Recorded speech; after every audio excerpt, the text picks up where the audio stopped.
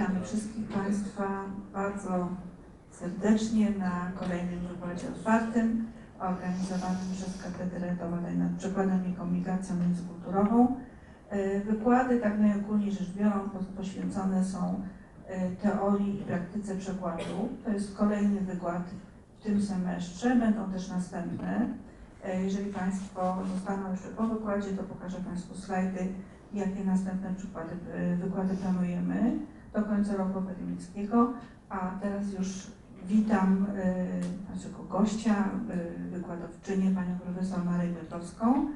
Pani profesor jest pracownikiem Katedry do Badań nad Przekładem i Komunikacją Międzykulturową na Uniwersytecie Jagiellońskim, ale także jest kierownikiem Katedry Dydaktyki Przekładu na Uniwersytecie Pedagogicznym. Jest pracownikiem i jest kierownikiem.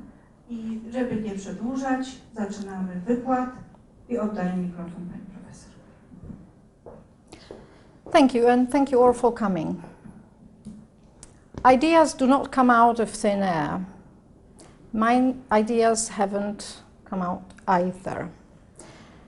And one of those ideas is the idea of a palimpsest, which I would like to focus on briefly. Before I do that, I would like to dedicate this lecture to late Chandler Hervey, a great linguist, anthropologist, teacher, friend, and inspiration, whose untimely death in 1997 stopped his thinking translation. I will come back to that later. So the idea of a palimpsest. To dwell on the idea for a moment, let's have some details. The inspiration comes from an exhibition. It's both a title of the exhibition and a piece of work, a piece of art that you've just seen by Grzegorz Bienias, a Krakowian artist whose exhibition is held at Miasto Sztuki, and the painting is made in the technique of acrylic, oil pencil, and collage. And this last idea, namely the technical component of collage, is of particular interest to me. And to further explain why I start with something as strange as a palimpsest, let me just give you a brief context for the meaning of this painting technique. A palimpsest is an ancient or medieval parchment manuscript or book from which the original text has been scraped off. It's a record deprived of the visual recognizability of the basic version, a record made on the removed original record. The term palimpsest also means an ambiguous statement of multi-layered semantics. Reference is given. It's a quotation from an introduction to the catalogue at the exhibition. And I'm particularly intrigued by ambiguity encoded in palimpsest making, but also in the fact that in palimpsest, as in translation, we are focused on what is visible, what is stated, but also what is invisible and only implied, unstated, unclear, mysterious, or hardly decipherable. That's by way of introductory explanation. Here is the proper title of what I'm going to talk about today. Translation Inspirations We Live By. And that's more or less it. That's the idea that I would like to convey to you today. The idea that has been built on the grounds of years-long experience in doing translation, also in teaching translation and studying it. Scholarly interests go hand in hand with the practical activity of translation. And all of that builds something like a mental landscape that we might be interested in investigating.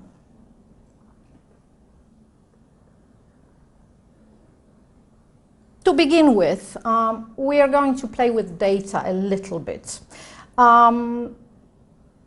The presentation is organized along the framework of few reflections, 7 to be precise, and those reflections center around some ideas that I find relevant, useful, and constructive in building the translation landscape. So let's start with reflection 1, which is focus on data. And as we all know, I don't think it's a great revelation to hear that in translation studies, there is great abundance and versatility of translation data. And this boils down to identifying corpora that we work with and work on.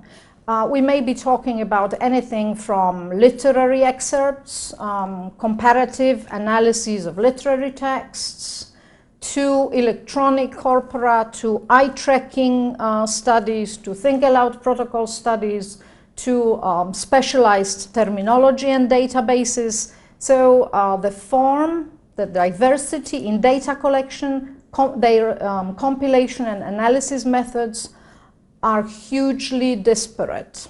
And that's the beauty, the advantage of doing research and translation on the one hand, but on the other hand, it's problematic when it comes to any coherence in methodology. And that's quite understandable, and I suppose most of us agree with that. In analyzing research models, the basic introduction was given by Andrew Chesterman in 1997 in his useful and relevant textbook, methodological translation textbook titled The Map, where he mentions those 3 basic translation process research models: comparative, process, and causal. And of course, we are not going into details, and my intention is not to present all those topics that we only briefly refer to, but it's important to realize that the research component in translation studies is highly important and matters.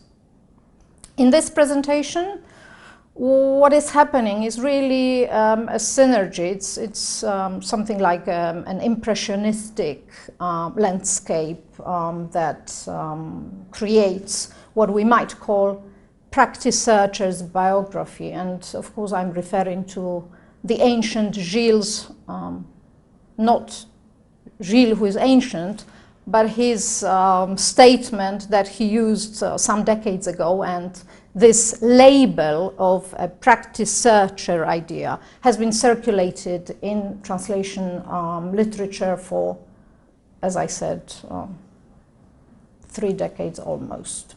So it's the idea that when we do translation, when we do research in translation, we're both translators usually, not always, but it's a typical context, and we do the research, so we're in both functions, so to speak. And because it is meant to be impressionistic and something like of a collection, let me refer to, again, a quotation that stuck with me for 10 years now. I heard those Stuart Campbell's words at his lecture at the University of Manchester in 2005, and I sometimes use it when I explain to students relevance and usefulness of working on corpora in their research projects, such as MA thesis, for example. When we undertake a research project, we develop a complicated relationship with our data. We collect it, check the ethics of using it, manipulate it, store it, share it with others, find new ways to squeeze more knowledge from it, and often worry about it because it is the wrong kind, or there isn't enough of it, or it isn't telling us what we thought it would. Sometimes people even make it up or quietly discard the bits that don't fit. That's dishonesty, academic dishonesty, to put it bluntly. Getting the relationship right can make a project or break it, and I suppose in each of our individual studies that we do in translation or about translation, That's the whole point, to find a corpus, to find data that would be appealing and that would be motivating, to make the best use of what we are working with. And it's one of those motivational aspects that should be taken into account when we want to investigate translation. To find a niche and find such data that are user-friendly to us, each one of us, individually. And today's landscape is something of a friend to me, or has been for some time. Data is, in translation, is inspired. We can't leave data aside without manipulating it and without organizing it and analyzing it. In approaches to translation, of course, there are very many philosophical paths, epistemological paths that we may take. And I think that one of the important approaches, definitely, is the cognitive approach. And I don't think it would be relevant to even try starting a discussion on the Polish contribution to cognitive linguistics. And everybody can identify the name responsible for translating the ideas, cognitive ideas, on the Polish ground of translation studies. Elżbieta Tabakowska, I suppose, is the name that needs no further mention or explanation. Cognitive influences are very much present in the way we think about translation and we understand the nature of translation nowadays. To focus on just a few cognitive ideas inspiring translation, let me say that cognitive thought in a way underlies the philosophy of continuum. And this philosophy of continuum, in brief, abandoned strict boundaries between rigid categories such as translatable versus untranslatable, good translation versus bad translation, and replace this compartmentalized divisions by gradation and saturation of certain features that are present in translation. And that's why we try to avoid being very straightforward in how we perceive those strict categories when talking about translation.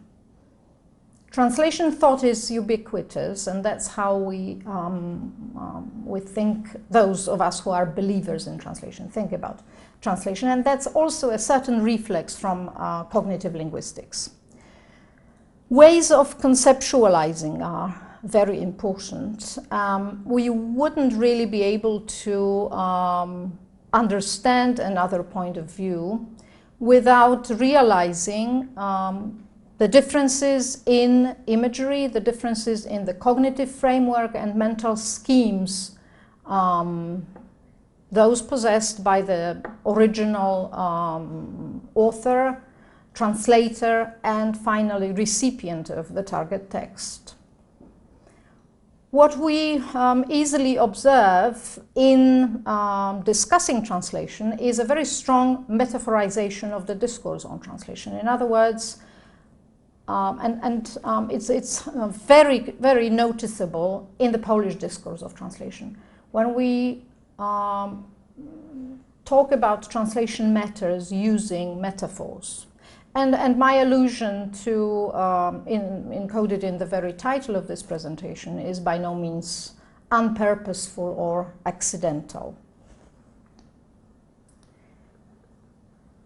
Lakoff and Johnson's metaphors are so much present in our cognitive thinking and subsequently in translation thinking to some extent that I took the liberty of a small transposition here. And in the quotation that I'm using, referring to the sense that metaphors make in our communication and in our perception of the world, I replaced, and it's signaled by capital M, I replaced Lakow and Johnson's metaphor by my translation lexeme. It is as though the ability to comprehend experience through translation were a sense like seeing or touching or hearing, with translation providing the only ways to perceive and experience much of the world. Translation is as much a part of our functioning as our sense of touch, and as precious. Not much damage has been done to the text by this replacement, I suppose. We can agree or disagree with it, but it's coherent, I think. Cognitive influences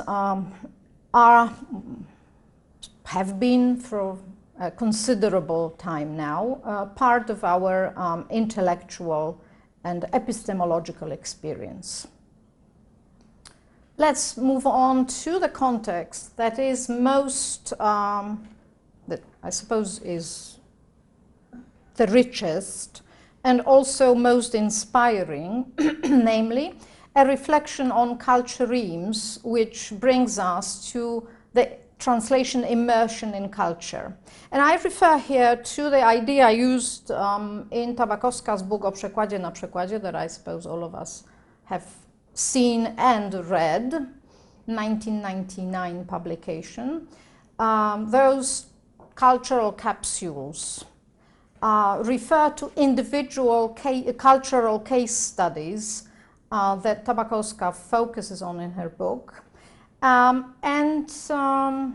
It's this individual context for a particular translation dilemma that we are faced with that is of interest to us today. And that's my favorite. I don't know if any of you attending perhaps some of my regular lectures can recognize this incident with the Bible, because occasionally I give it as an example to inquiring into culture formative role of translation. Are you more or less, have you heard of Atahualpa? No? Good. In that case, in that case, I can give you a story. We are moving on, or moving back to a place far away, Peru, to a completely remote context, because we are talking of early 16th century, 1532 to be precise. And just one particular incident that happened there. And every time I recall this story, it evokes a whole wealth of associations, and also it gives me a lot of insight into the importance of translation globally, society building role, culture formative role of translation, and also some sad thoughts on human nature too. What I'm talking about is a well-known historical fact of the Spanish conquista in the New World.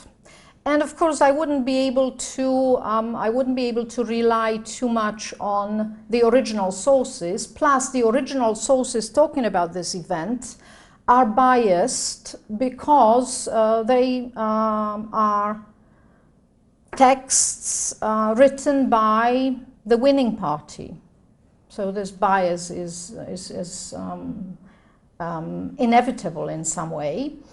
And what we're talking about is the encounter between the ruler of the empire, Inca, Atahualpa his name was, and Pizarro with his team of supposedly some 160 soldiers accompanying this group of invaders. And it's really a huge paradox to imagine the situation in which there are differences in sources. Some quote the number of 7,000. Some say there was like 20 or 40,000 Inca soldiers on this square in a city of Cajamarca. And this small group of Spanish conquistadors who in their boldness came to speak to the king, and Atahualpa, being in absolute power to do whatever with this tiny group of strangers. He was intrigued by the strangers, and he felt no true danger or no true threat to his rule or his life or the life of his subjects. So he was willing to talk to them and meet them. And if we imagine the whole context, if we imagine situations in which some sources say, and let me just quote one,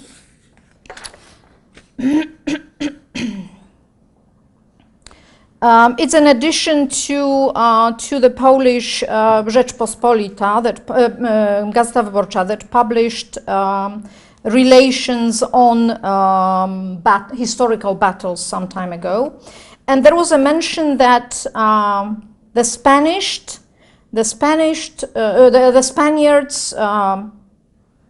convinced the local people. There is no record of actual case of community interpreting, and we can speculate in some cases. In some other cases, historical sources give us the idea that it was torture and killing that were those methods of convincing the local people to cooperate in some way with the conquistadors.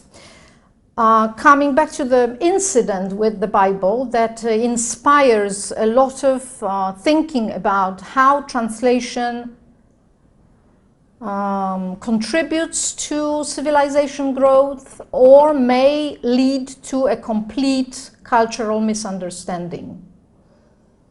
There are several versions given in the accounts, and according to one of the versions, it happened like that. A Franciscan friar, who was obviously present in the Spanish team, handed in the Bible to Atahualpa, saying that the Bible speaks, and upon subscribing to the biblical message, Atahualpa is to resign his kingdom and become subject of the Spanish king.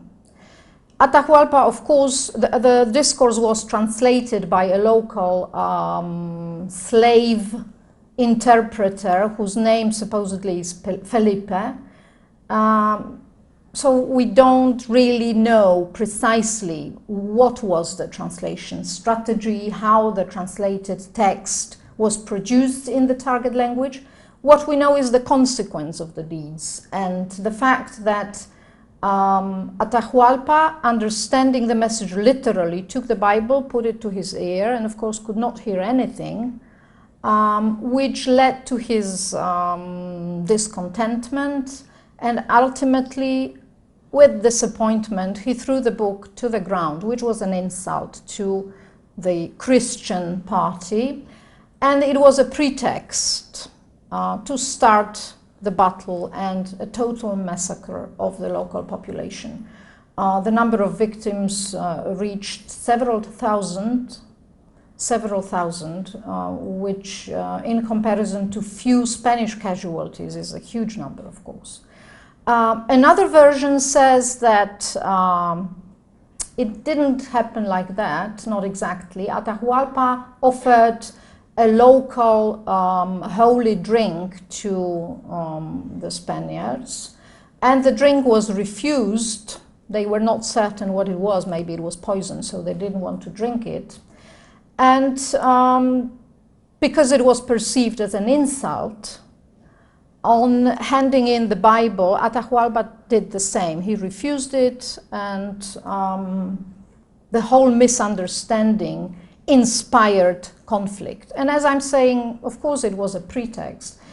Probably military moves would occur anyway. However, if we focus on understanding the translation discourse in this particular situation, we might have some idea about how important translation is, has been, always was, and was at that particular moment. Translator's voice is unrecognized. It went silent in many cases. In many such stories, the history of human civilization is full of such stories in which translators of all kinds, interpreters, must have been present, but there are hardly any records of those activities, and some attempts have been made recently to start recording histories of the translation discourse in particular countries, but I suppose it's still not satisfactory, and there is still a lot to do in that area. To mention just a few sources, one of the books by Małgorzata Chrobak, Między światami, tłumacz ustny oraz komunikacja międzykulturowa w literaturze odkrycia i konkwisty Ameryki, talks about that particular cultural background, the encounter of European and Spanish civilizations. The second book, much earlier, Triadic Exchanges, discusses community interpreting in various contexts, contemporary contexts. So it's not a historical book, but it also deals with issues related to this mediation that has happened and does happen on daily basis everywhere in globally and locally. Analyzing culture, of course. Analyzing culture would lead us to 100 new lectures. So I leave you with just this one instance and one insight into how culture formative role of translation is visible in the history. And let's move on to the next capsule or the next reflection. Oh, bless, O Lord, this scriptorium of your servants. Does temporal space give us any understanding of the world? What is the relevance of the physical environment of translators for their work? How do sociological factors influence the translator competence? The beauty of investigating translation lies in the fact that translation actually does penetrate our life. And we may reach the point where everything we do in life can be easily associated with translation.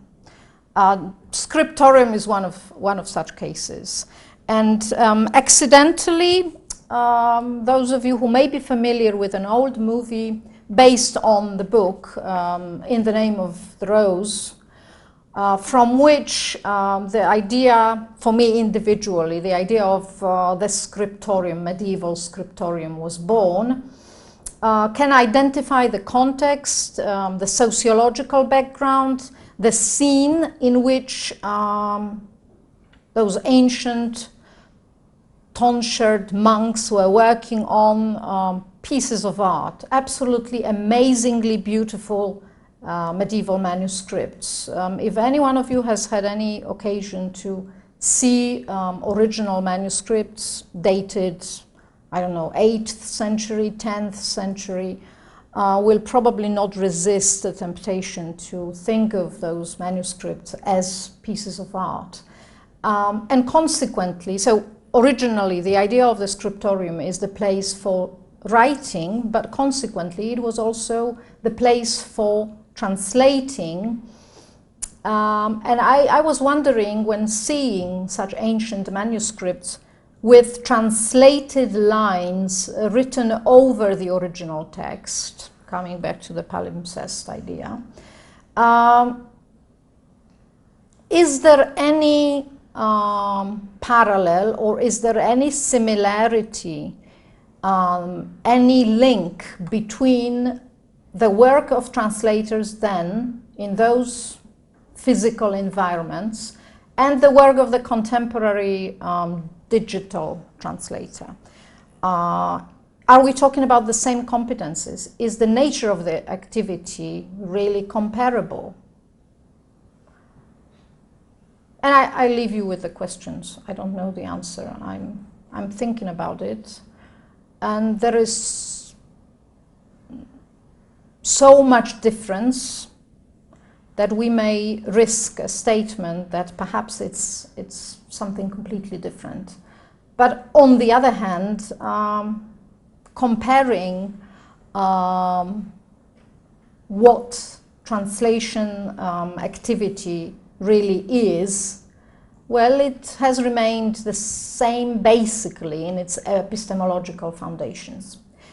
Digital scriptorium, on the other hand, is the idea taken from, I thought of digital scriptorium, and then obviously when I searched it on the internet, it's already there, and it's usually the case with ideas that when you come up with some, it turns out that somebody has already had a similar idea.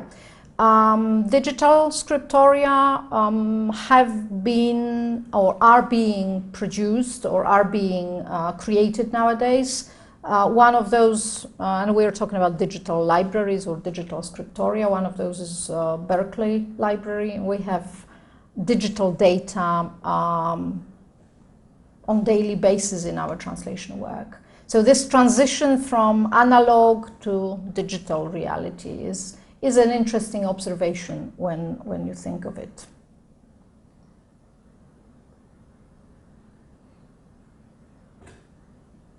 Moving away from sociological contexts, physical environment in which the translator works, to another dimension, brings us to reflection 5, and one of the crucial ideas, I suppose, that we can encounter in the actual translation practice, namely the idea of strategic translating or decision-making process of the translator.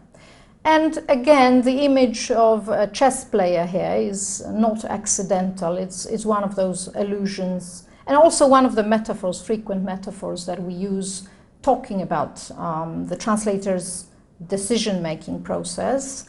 Let me refer to a seminal text by Iji Levi in which this metaphor appeared for the first time and has spread since.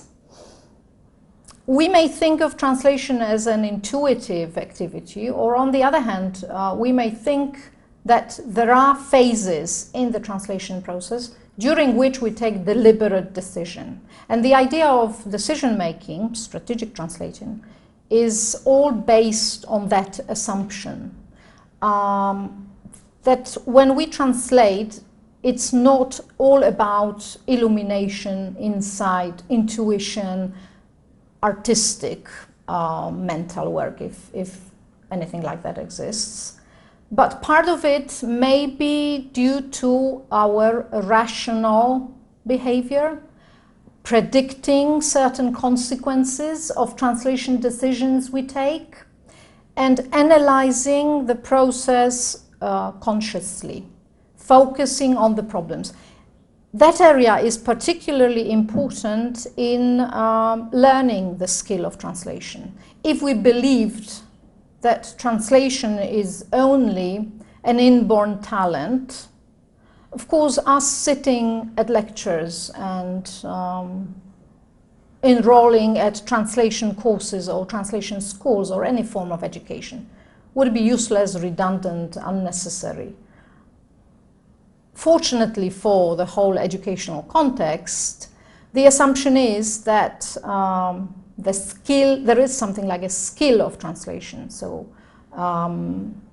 part of what we learn when we try to become translators is learnable, and hence the idea of strategic translating introduces this element of rationale.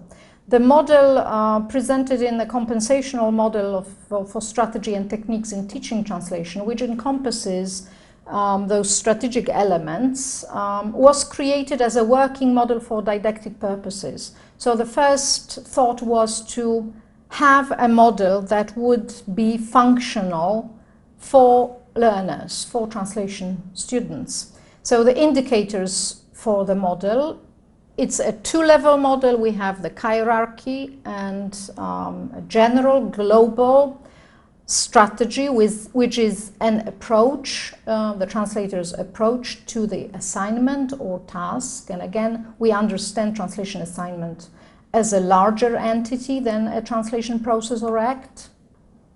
And then in line with the strategy, we are talking about techniques and procedures. So strategy is text type oriented, macro goal oriented, contextual, because it refers to the whole text. It's mental, global, because it's planned sequence of actions. On the other hand, technique, which is synonymous with procedure, is problem-oriented, so it's local, micro-goal-oriented, unit-focused, physical, and molecular. Such an approach to the understanding of the two terms is in line with some basic translation assumptions presented, for example, by Turi, by Holmes, and other translation scholars. And I suppose nowadays we are used to talking a lot about strategies and procedures, strategic translation. And many translation scholars have approached taxonomies of strategies and techniques with no apparent success, because it's a mission impossible. I don't think we can really come up with any exhaustive taxonomy of translation procedures. On the other hand, we may also refer to an inventory of translation procedures that are applicable in a particular translation case. And that's functional, and that works, I would say.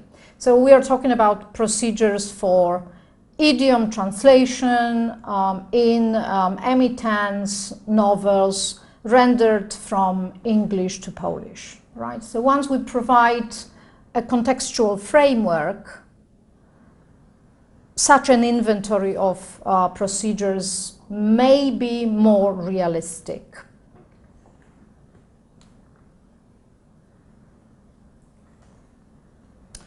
And back to the inspirations. The whole idea of strategic translation, in fact, I think originated in my case in an encounter and some teaching experience with the author of Thinking Translation series, Shandor Hervey. What you can see here, how many of you, if I may ask, are familiar with the textbook? Thinking German, French, Spanish, Italian, or Arabic translation. It's not so widespread, not many. It's not so widespread in Polish, in Poland. In fact, I was quite happy when I managed to get 10 copies of the book for my teaching purposes, something like 20 years ago.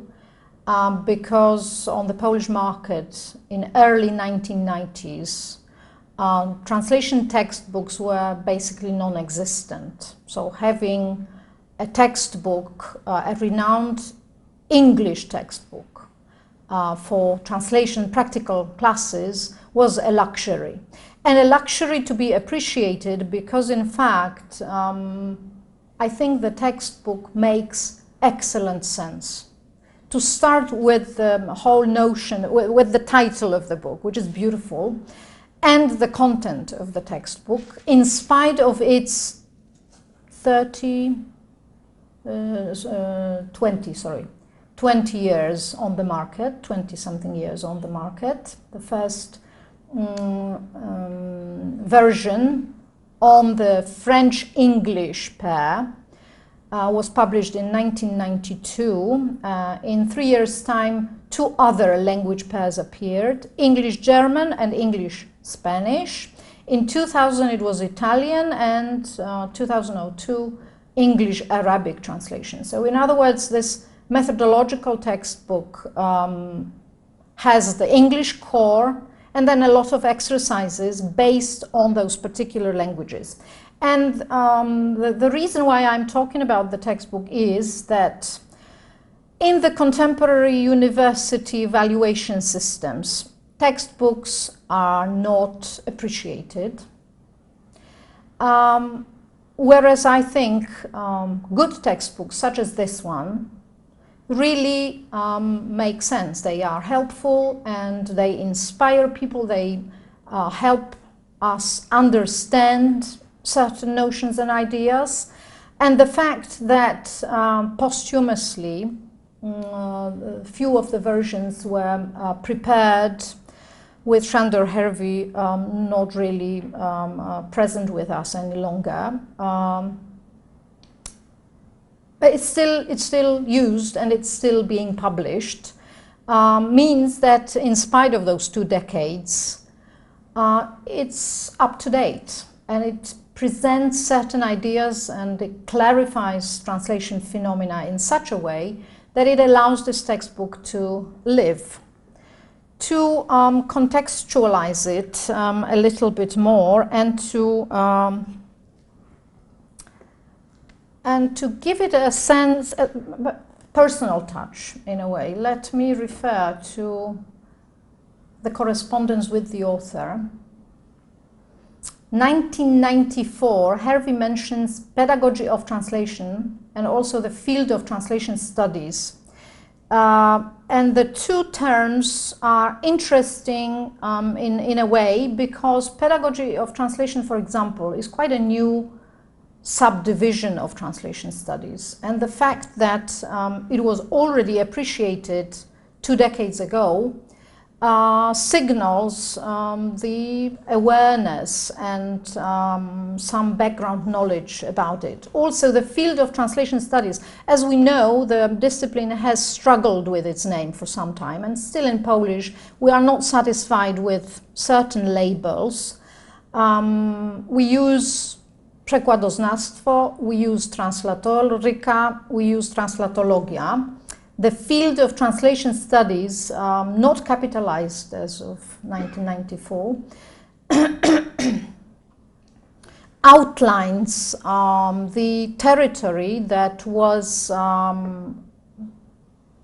analyzed and presented by James Holmes in his seminal article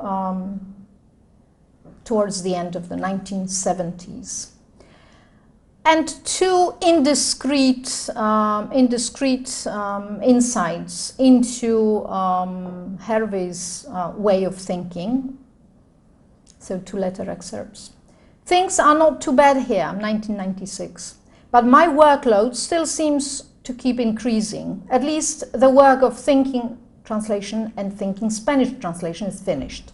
Both of these are now in the bookshops. But a colleague from Durham wants to collaborate on thinking Arabic translation, so it seems to have no end. Very nice in a way, but very best wishes for 1996, Sándor. And another, it's undated, but I think it was 1996, a handwritten letter.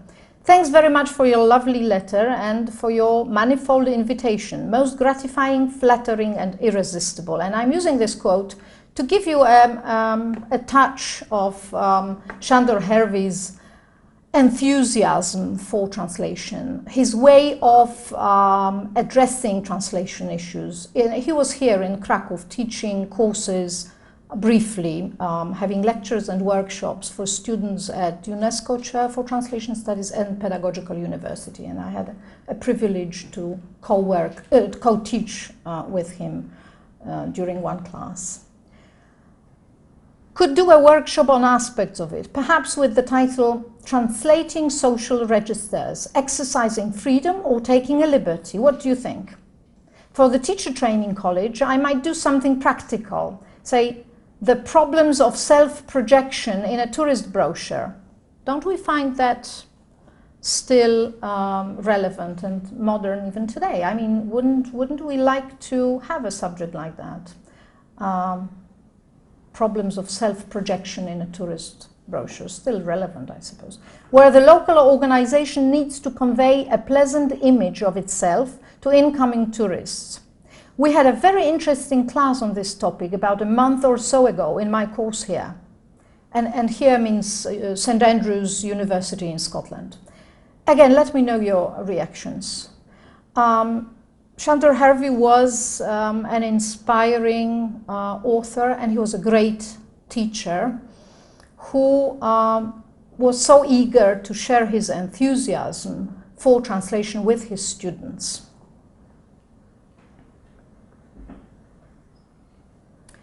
And he is becoming history now. Hence, the next reflection that I would like to devote just a moment of consideration to are historical reflections, historical considerations.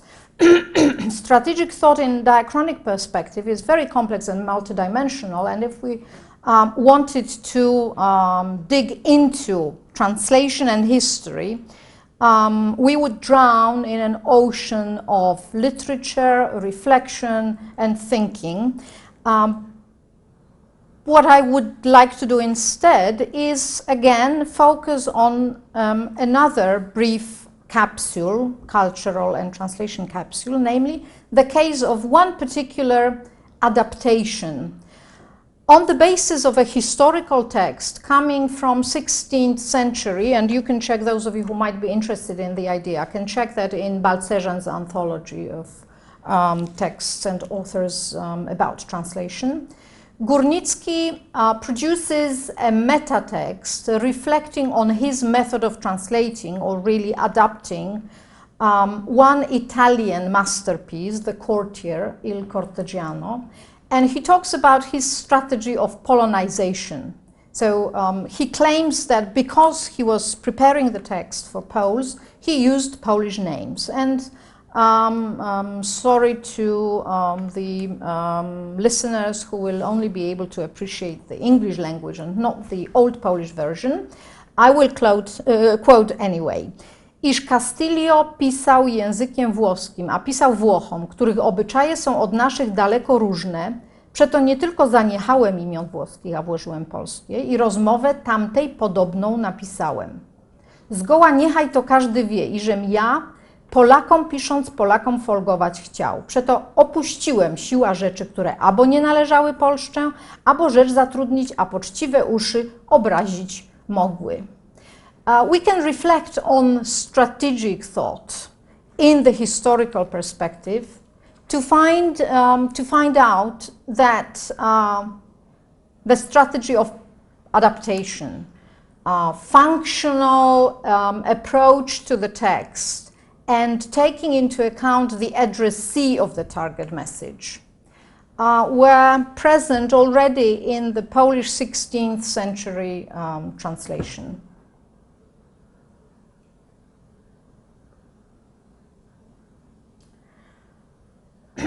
We're slowly trying to come to grips with this reality of translation by accommodating all those apparently disparate components together to conclude and to see in the final seventh reflection that there are two phases of translation, in a way, at least two phases, and those two were taken into account today, namely sociological and psychological aspects of translation. It's a trivial statement, and yet so true. On the one hand, we have the scene of translation with its all actors. So we take into account physical environment, we take into account historical events, we take into account cultural embedding and all those factors that build the countryside or the landscape externally. And they are highly relevant. For example, when we are talking about Polish literature translated in the first half post-war period, 50s and 60s in Poland, taking into consideration the communist regime and ideological influences is absolutely inevitable and indispensable if we want to understand certain strategic solutions that translators used. And that's one piece of the story. Another piece of the story is probing into the so-called black box, everybody familiar with that metaphor, and psychology of translation, or psycholinguistic inquiries into the translation process, have been done with think aloud protocol methods, but also with more recent methodologies, such as, for instance, eye tracking and various forms of analyzing what happens when we translate. Although the whole issue of inquiring into psycholinguistics is rather challenging, also because of technological aspects.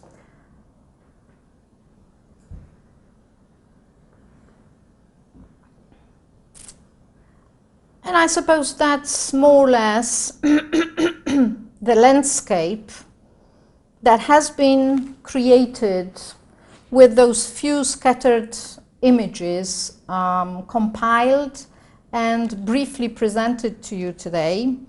When we consider what's really important when we teach translation, or when we try to understand translation, when we do research on translation, do we need rules, hints? Do we need error analyses? Do we need suggestions about improvements?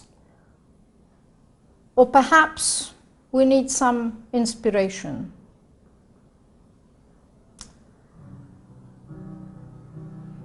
And because our cognitive and anthropological journey through the translation landscape is almost ended, let me finish by a question that will help us understand that translation really is, translation really gives coherence to our life, if we wish to think that way. Namely, the question, can you imagine the world without translation? Thank you very much.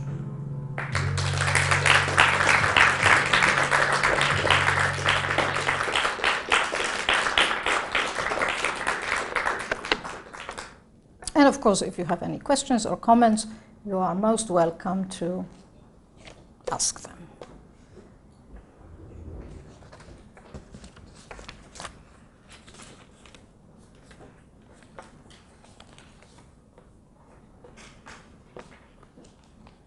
Maybe I will be the first one to Sure. thank you for this very pretty, thought-provoking and inspiring lecture.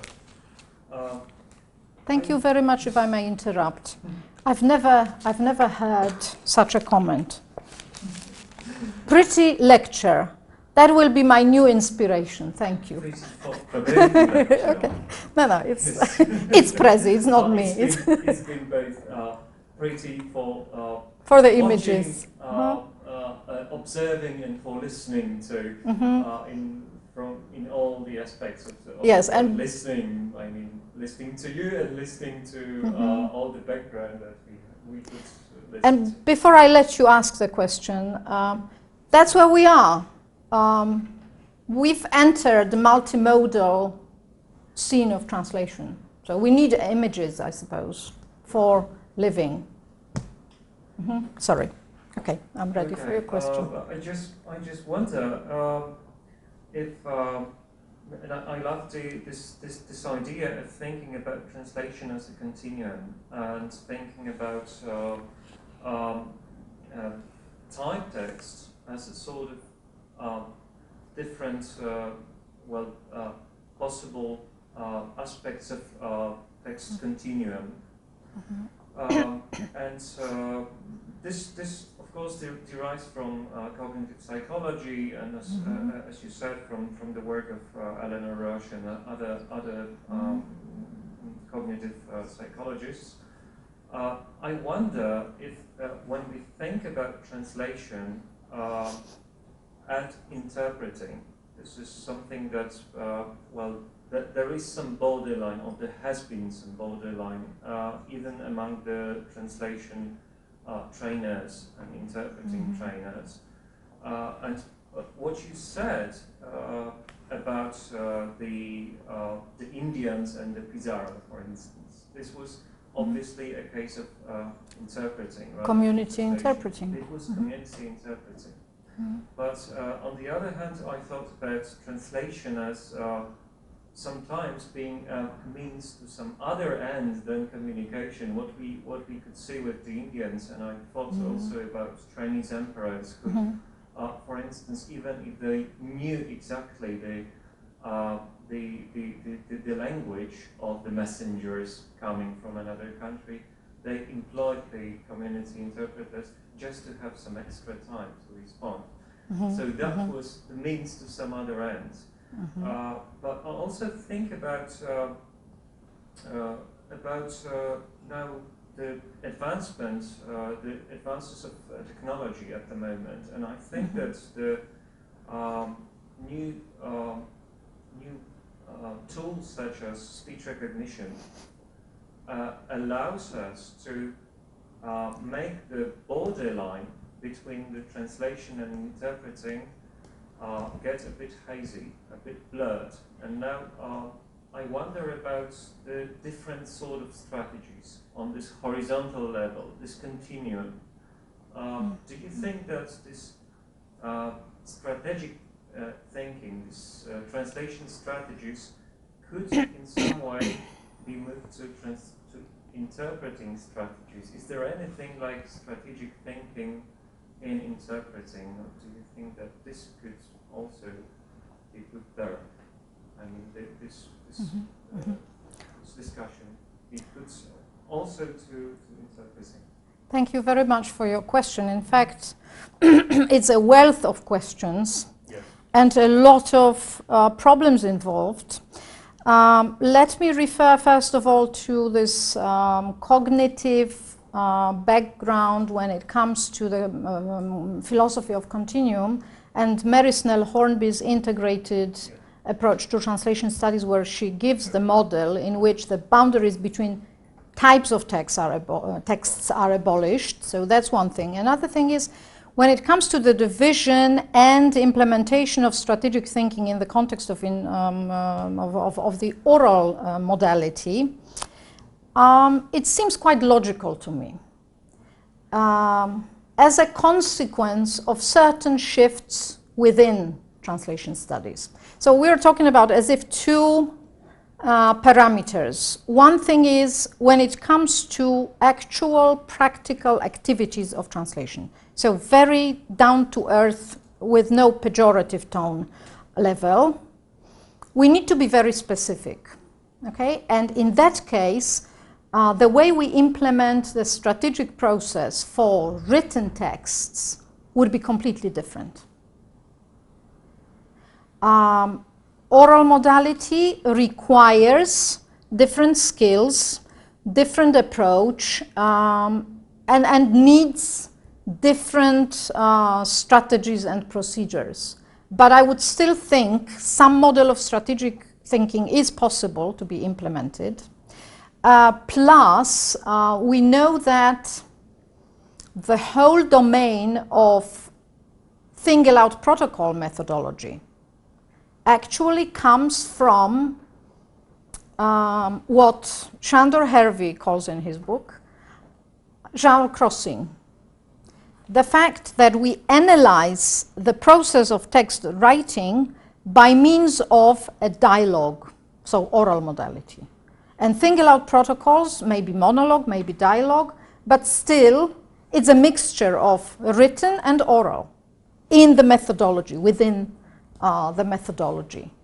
And so when we are at the activity level, we need separate boxes, somehow separate boxes, because we are doing very practical things, and it's always connected with the language pair and with the mode we're proceeding. However, on the grounds of the recent technological changes, the differences between modalities are no longer rigid. I mean, we can communicate visually, and translation of those visual images would be a different mechanism, but it still may be treated as translation. But it depends on, you know, your viewpoint. To me, everything may be interpreted as translation. So that's my individual bias, which has nothing to do with academic objectivity. However, we objectively observe transitions between genres, and the fact that we have multimodal occurrences of translation, of course, would require some accommodation of theoretical thinking. And what I've noticed in translation literature recently is that at this epistemological level, more abstract and more theoretical level, I think the boundaries between interpreting and written translation that were so strong and valid in the 1980s, in the 1990s, and even at the beginning of this millennium, cease to be so relevant anymore. Does that answer your question? Thank you. Okay. Yes. Maybe I will take the opportunity. Technological advancement was mentioned, and it will be a Machiavellic question. You asked if we imagine ourselves a world without translation. Could you imagine yourself a world without translators, but with translation? Yes, it's another symptomatic shift.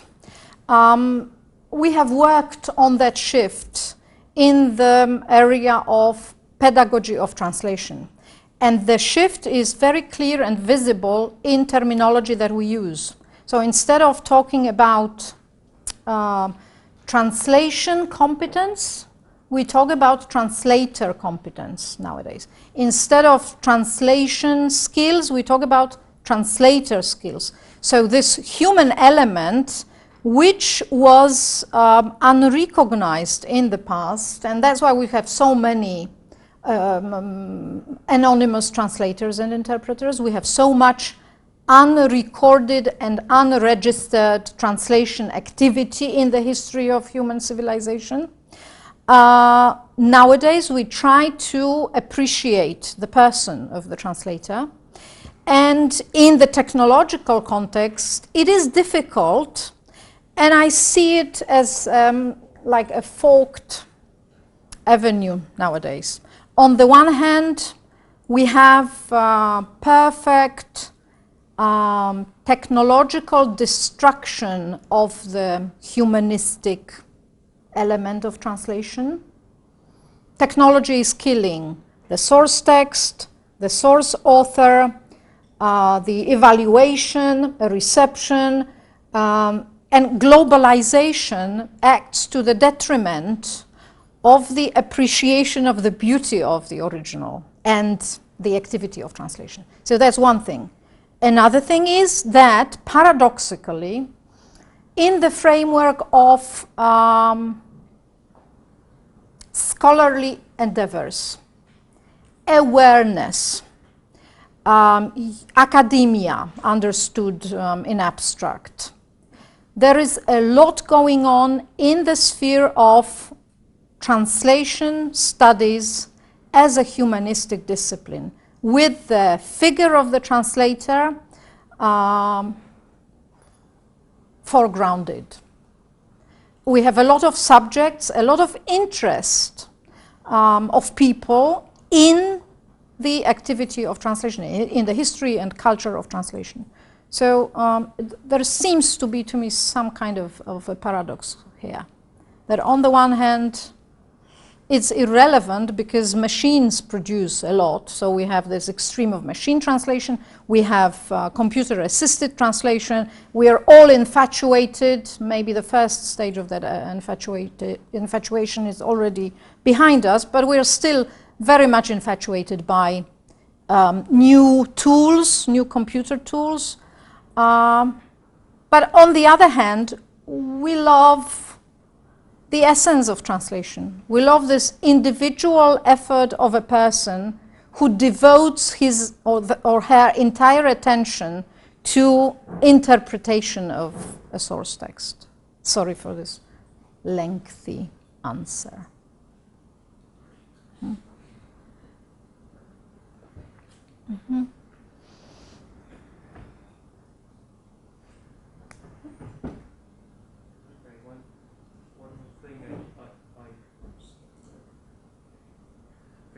I totally agree with you in that the whole beauty of translation is that it's human activity and it's made by humans for humans, and that's the beauty of it. And I think that all the translation scholars, when they think about translation, they mostly think about translation being done by humans for humans. So the more the more there is this,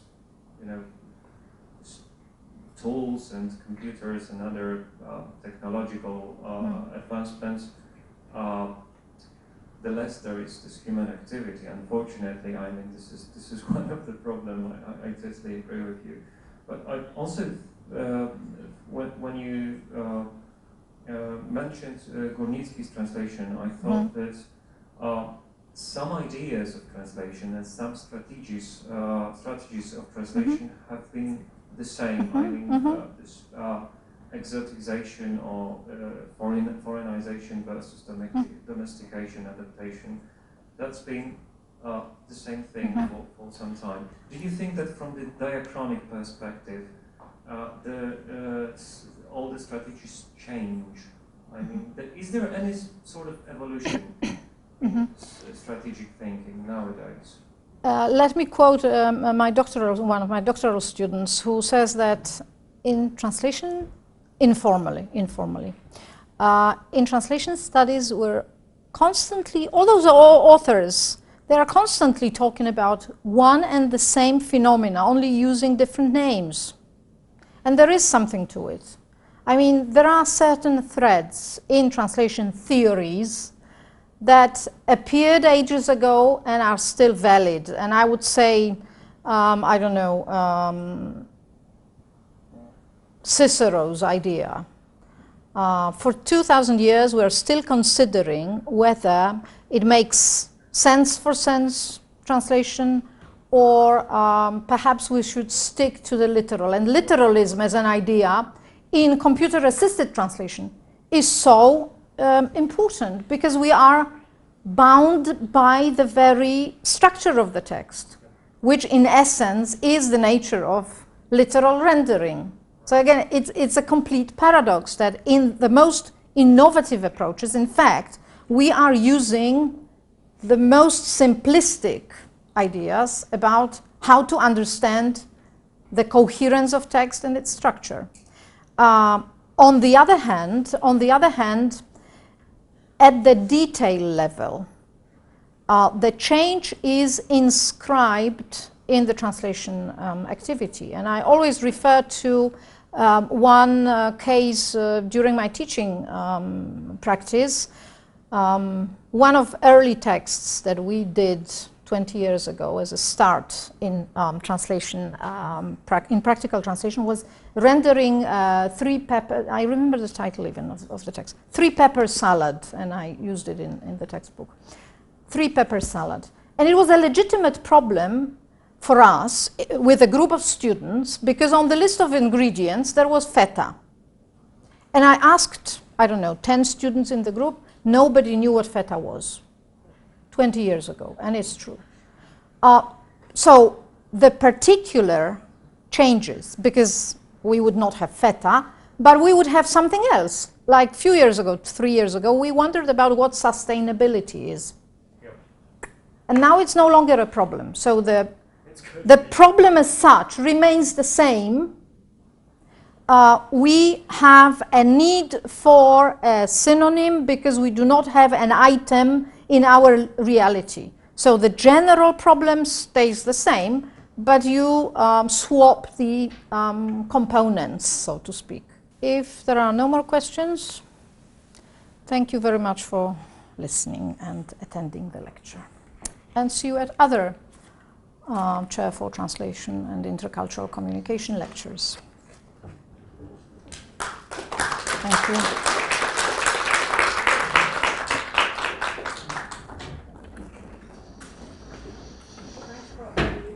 Zostaniecie jeszcze chwilę, to powiemy, jakie będą następne wykłady.